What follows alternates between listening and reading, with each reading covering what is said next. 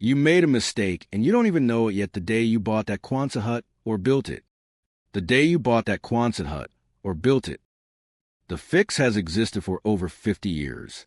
It costs $7, but that structure is sitting on your land right now. It is slowly, silently, and the men who figured it out were living in conditions so extreme.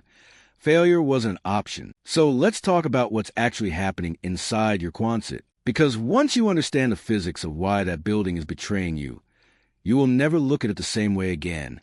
Let's go back to 1946. World War II is over. The military has tens of thousands of surplus Quonset huts sitting in depots across the Pacific and the continental United States. They need them gone, so they sell them. Cheap, dirt cheap, a structure that house soldiers, store munitions, and serve as field hospitals is now available to any civilian with a few $100s and a truck. Alaska gets flooded with them. And why wouldn't it? Alaska in the late 1940s is a territory on the edge of civilization. Roads are barely roads. Towns are barely towns. Men are arriving to homestead, to fish, to trap, to build something from nothing in one of the most hostile environments on Earth. A Quonset hut is perfect. It's prefabricated. It goes up fast. It's durable steel. It looks like exactly what a man needs when winter is coming, and he has no time to waste. So they set them up, hundreds of them, in Nome, in Fairbanks, in Kodiak, in little homesteads, so remote they don't even have names on a map. And then winter hits, and the men inside those huts realize something terrifying. The building is trying to kill them. Here's what nobody told those homesteaders, and what nobody is telling you today. Steel conducts heat at a rate approximately 300 times faster than wood. 300 times.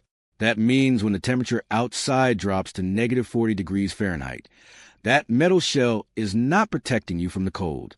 It is actively pulling the warmth out of every molecule of air inside your hut and transferring it directly to the frozen Alaskan night. You light a wood stove. You burn through your fuel. The hut warms up briefly. Then the moment you let that fire breathe down even slightly, the steel shell sucks the heat away so fast it feels like the walls are exhaling cold. But that's only half the problem. In summer, the equation reverses. That same steel shell absorbs solar radiation all day long. It doesn't reflect it. It doesn't deflect it. It drinks it in, and then it radiates that stored heat inward from every direction simultaneously. The ceiling above your head, the walls on both sides. Even the floor if your foundation isn't properly insulated. You're not just hot, you're surrounded by heat. You're inside a slow-motion convection oven, and the temperature inside can exceed the temperature outside by 30, 40, sometimes 50 degrees. A man in Fairbanks documented interior temperatures in his unmodified Quonset hitting 140 degrees Fahrenheit on an 85-degree summer day. 140 degrees. That's not discomfort. That's organ failure territory. And then, because it gets worse, there's a condensation. When hot air meets cold steel, moisture forms. Every single night through autumn and spring, you got condensation dripping down the interior of those walls. That moisture doesn't just make things damp. It seeps into any wood framing you've installed. It creates rust from the inside out. It breeds mold in the seams and the corners, in every spot you can't easily see. And over years, sometimes over just months, it structurally compromises the very building you're depending on. The Quonset hut is not a fortress. It is a beautifully engineered trap. So what did those Alaskan homesteaders do? They didn't have Home Depot. They didn't have YouTube. They didn't have spray foam insulation or rigid polyiso boards or any of the modern solutions that get pushed on homesteaders today. They had what was around them. They had ingenuity born from necessity. And they had the understanding that if they didn't solve this problem before the next winter, they might not survive it. The first thing they figured out was the most important: radiant heat. Radiant heat is not the same as conductive heat. When you touch a hot stove and burn your hand, that's conduction. But radiant heat travels through the air as electromagnetic radiation, the same way the sun warms your face even on a cold day. The steel walls of your Quonset are radiating heat at you from every direction, and your body is absorbing it regardless of what the air temperature reads on a thermometer. The fix for radiant heat is a radiant barrier. And in 1946 Alaska, Radiant barriers came in exactly one form that a broke homesteader could afford. Aluminum foil, standard household aluminum foil, tacked, stapled, or nailed to the interior arch of the Quonset hut before any interior finishing was installed. Just a layer, sometimes a single layer, of reflective metallic surface running the entire interior curve of the building. The physics behind it is almost embarrassingly simple. Aluminum foil reflects up to 97% of radiant heat. It doesn't matter whether that heat is coming from the sun heating the outside of the steel or from a wood stove heating the inside air. The foil bounces it back rather than absorbing it into the living space. In summer, the radiant heat from that sun-baked steel shell hits the foil and bounces back toward the steel instead of radiating inward to the occupant. Interior temperatures drop by as much as 30 degrees in documented field observations from that era. In winter, the foil reflects the heat from the wood stove back into the living space instead of allowing it to be absorbed by the steel walls and conducted to the outside. $7. One roll of foil, sometimes two, applied by a single man in a single afternoon. And it worked. But the Alaskan homesteaders didn't stop there, because one solution is never enough when survival is the stakes. The second technique they developed was dead air space. Here's the counterintuitive truth about insulation. The insulating material itself doesn't do the work. The air trapped inside the material does the work. Fiberglass insulation, wool, sawdust, newspaper, none of these things are naturally warm. They are simply good at trapping air and preventing it from moving. Still air is an extraordinarily poor conductor of heat. It resists temperature transfer in both directions. The Alaskan homesteaders figured this out through trial and error long before modern building science formalized it. They built a secondary interior wall, a simple framework with furring strips installed a few inches off the corrugated steel surface, and then packed that gap with whatever was available. In the Matanuska Valley, that meant sawdust from the local mill. In coastal communities, it meant dried kelp packed between boards. In the most desperate cases, it meant old newspapers layered as tight as a man could pack them. Newspaper, properly packed and kept dry, has an insulation value roughly equivalent to low-grade fiberglass bat. A homesteader in Kodiak documented using 12 layers of newspaper between furring strips and reducing his firewood consumption by nearly 40% over a single winter. 40%. In a place where cutting and hauling firewood is a full-time autumn occupation, 40% is not a comfort improvement. 40% is survival. The third technique addressed what the other two couldn't. The end walls. A Quonset hut's arch is steel, but the two flat end walls are typically lighter framing, often thin with panels or corrugated sheeting, and they are the most overlooked source of heat loss and heat gain in the entire structure. The arch gets attention because it's dramatic and visible. The end walls just stand there looking ordinary. They are not ordinary. They are the single most vulnerable thermal surface in the building. The Alaskan homesteaders solved this with what they call daubing, a technique borrowed from traditional construction that involved mixing clay, horsehair, or dried grass, and water into a plaster that was applied directly to the interior surface of the end walls in thick layers. It added thermal mass. It absorbed heat slowly and released it slowly, moderating the wild temperature swings that made Quonset life so exhausting. Where clay wasn't available, men used what they had: mixed concrete, stacked sod bricks against the exterior base of the end walls, banked earth up against the lower third of the entire structure, a technique that reduced the exposed steel surface area, prevented ground frost from pulling heat through the foundation, and added a layer of Earth's natural insulating properties. Earth banking alone reduced reported heat loss by approximately 25% in structures where it was fully implemented. Now, let's talk about what you should actually do today. Because you have access to materials those homesteaders never dreamed of, and the modern application of their principles is faster, cheaper, and more effective than anything they manage with foil and sawdust. But first, a warning. The single biggest mistake modern Quonset owners make is starting with the wrong layer. They install spray foam directly against the steel, or they put up interior paneling without addressing radiant heat first, or they add a propane heater and call a solution. You cannot heat your way out of a radiant problem. You cannot cool your way out of a radiant problem. You must stop the radiant transfer first, and everything else you do afterward multiplies in effectiveness. Step 1 is always a radiant barrier. Modern radiant barrier foil is available for approximately 10 cents per square foot.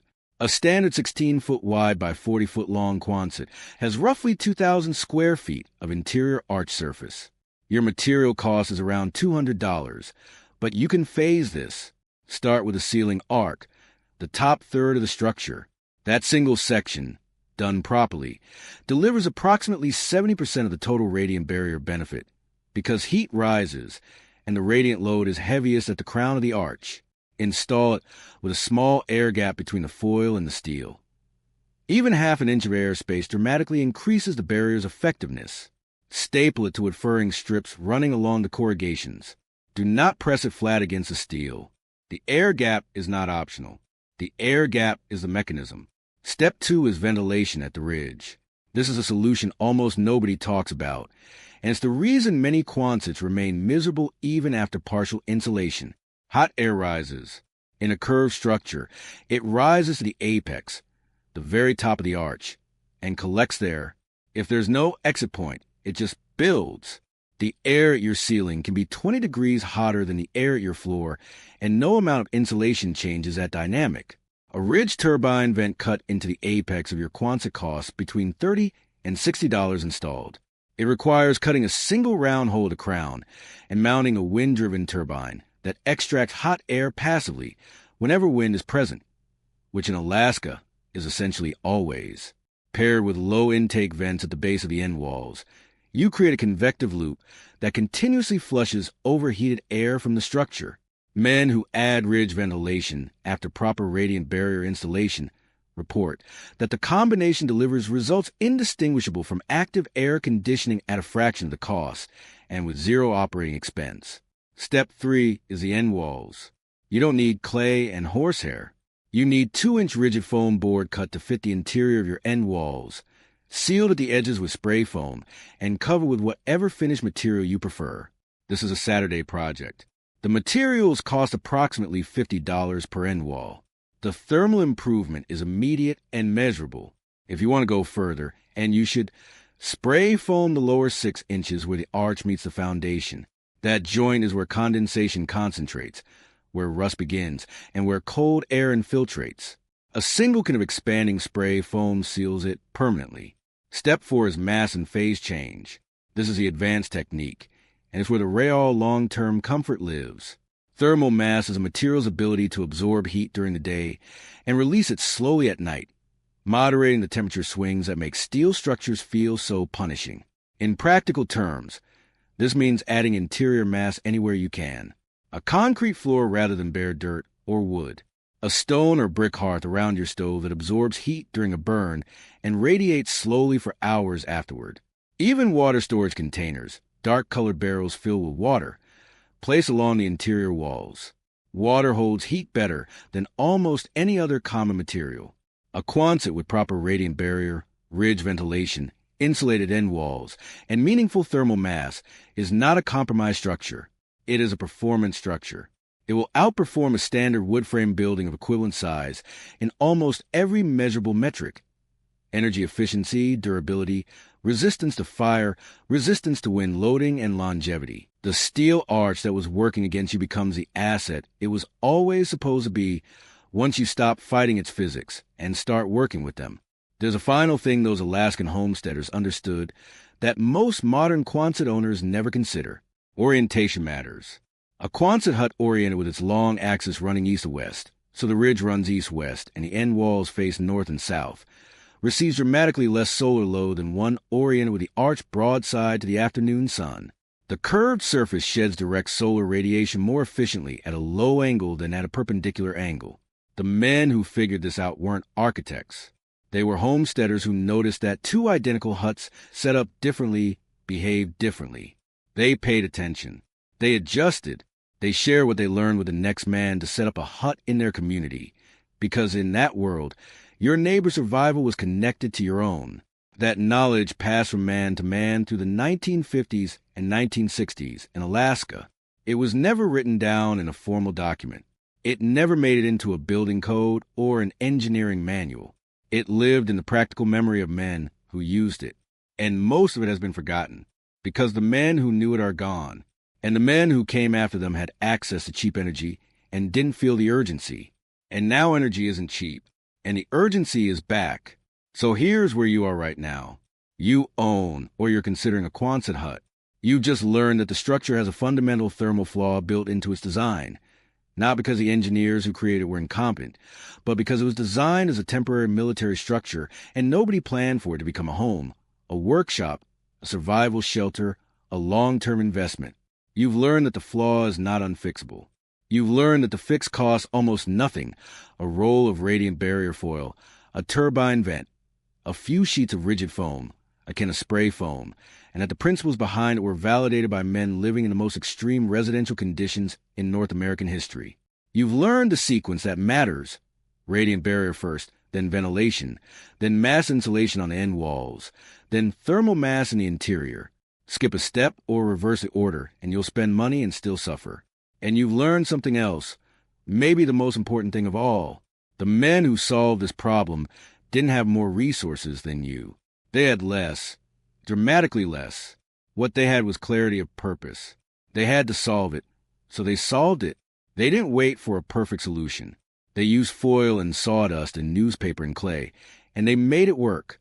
You have access to materials that would have seemed miraculous to a 1940s Alaskan homesteader. Modern radiant barriers that outperform aluminum foil by a factor of 3. Closed-cell spray foam that both insulates and provides a moisture barrier simultaneously. Rigid polyisosanurate board with an R value twice that of comparable thickness fiberglass.